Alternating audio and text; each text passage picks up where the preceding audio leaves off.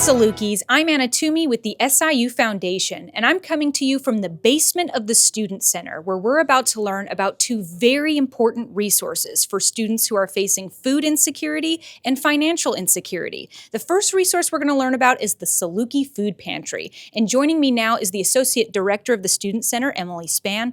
Emily, thanks so much for being here. Hey, thanks for having me. I really appreciate it. Talk to us about the Saluki Food Pantry. What do you guys do for students? Absolutely. So here at the Saluki Food Pantry, we've been open for about 9 years now, and we are really a fantastic resource for students on campus in helping to fight any food insecurities that they may have here.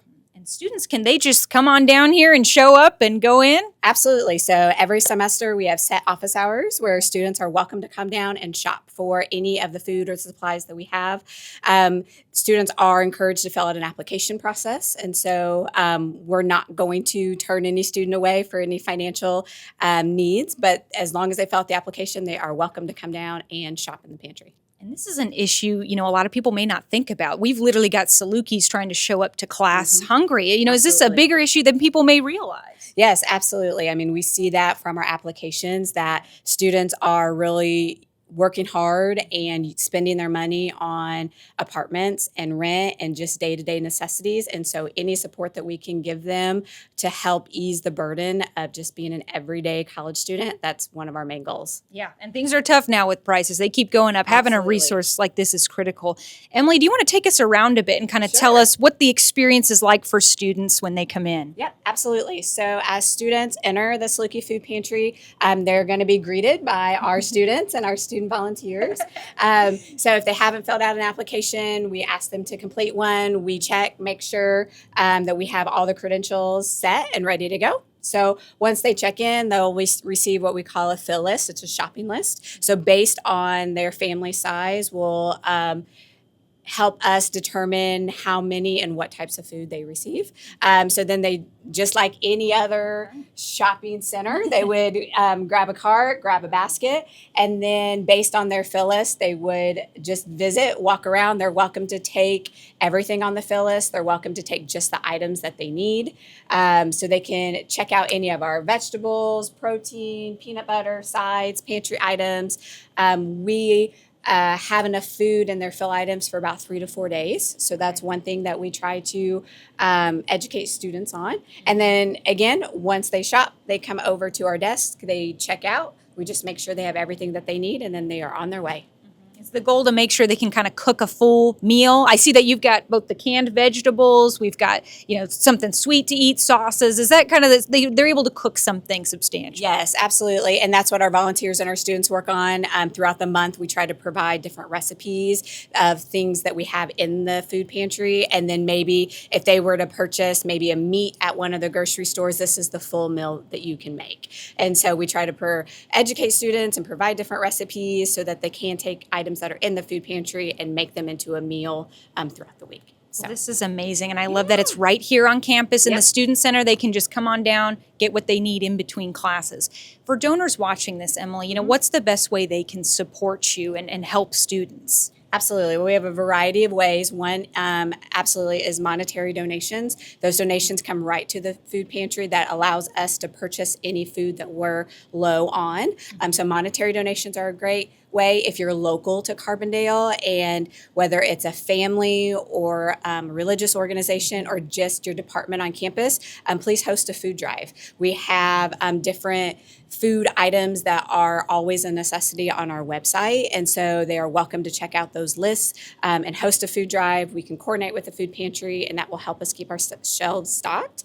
And then we also, for donors and alumni that aren't local to Carbondale, we have an Amazon wish list on our website.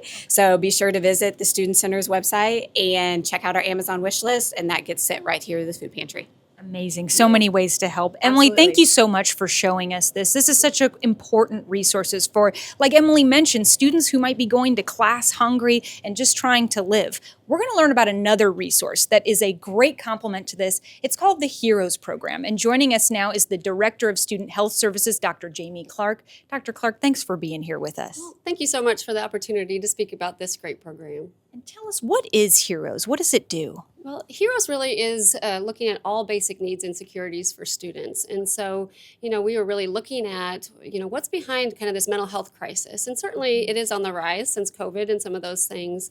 But looking at, if you don't know where your next meal's coming from, you don't know where you're going to sleep that night, it really was leading to stress and anxiety and increases in mental health issues. And so what we really wanted to look at was a holistic healthcare approach, including meeting some of those basic needs. So Heroes really is for all students to really meet those gaps in some of the needs that they have, whether that be a place to live, or if it's just over breaks, they don't have a place to live.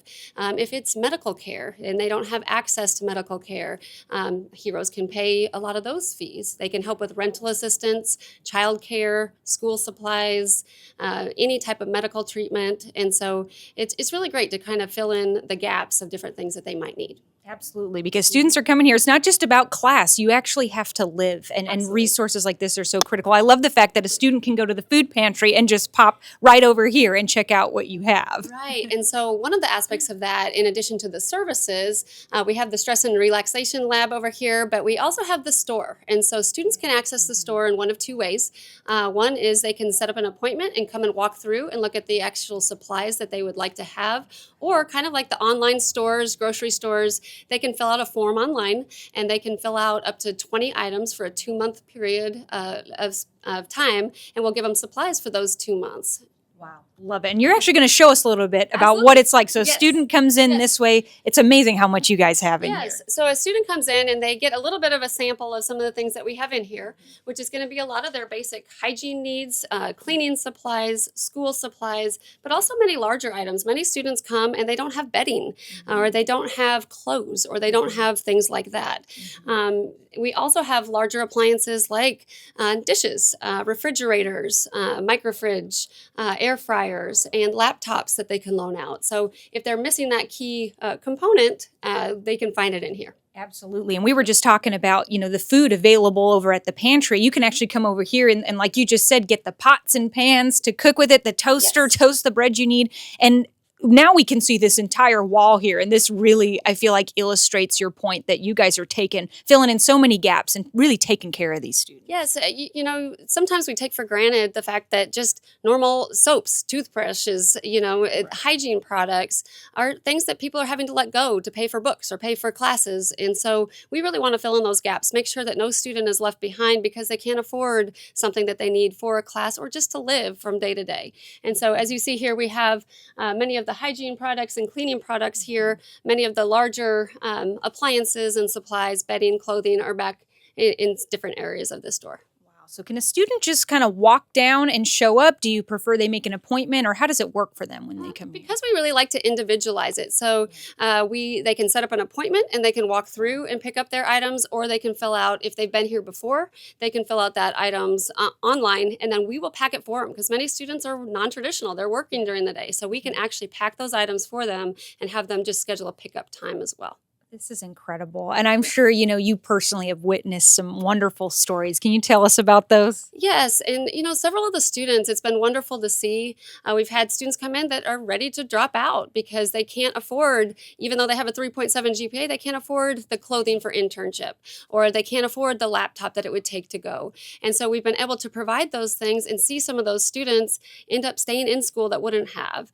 Or maybe they can't go home to see a loved one off after for a funeral. And so we've really been able to see that. And they often want to give back. Some of the students that have most benefited from the Heroes program come back and want to volunteer. And it's wonderful to see that come full circle. Oh, I love that. And I know this project has really been a labor of love for you, Dr. Clark. For you personally, what motivates you to keep such an important resource like this going? I think the students, this is near and dear to my heart. But, I think, college is a time that all people are really struggling with different needs. And so if we can be a little bit of a piece of that success, giving them that wraparound support, the healthcare, the basic needs, and keep them in school and make them an alumni, that is what keeps me going, is seeing those students that were about to drop out actually end up with a 4.0. And maybe they need housing one semester, but because we're able to help them with financial planning, we use a case management model where we sit down and look at how are we going to get you in a different spot next month. And to see some of those students not need Heroes the next year and actually give back is so rewarding. This is what I love about SIU. We really are a family here. For donors watching this, what's the best way they can support this program? Yeah, it's really important to note that we don't have any actual funding outside of grant funding and donations. So this is 100% grant funded and donation funded. So the best way to help us out is with monetary donations or supplies. So we can take school supplies, hygiene supplies, cleaning supplies. We can take certain types of clothing, but those types of donations are really helpful. But if we do have the monetary donations, we can actually use the student feedback to buy what they need. Dr. Clark, thank you so much for telling us about this. Such an important resource. We've learned so much about students today. It's much more than just going to class. They need that extra support, and SIU really is a family. Two very worthy causes. Don't forget to make your gift today at siuday.siu.edu. We are so grateful for your generosity, and go Dogs!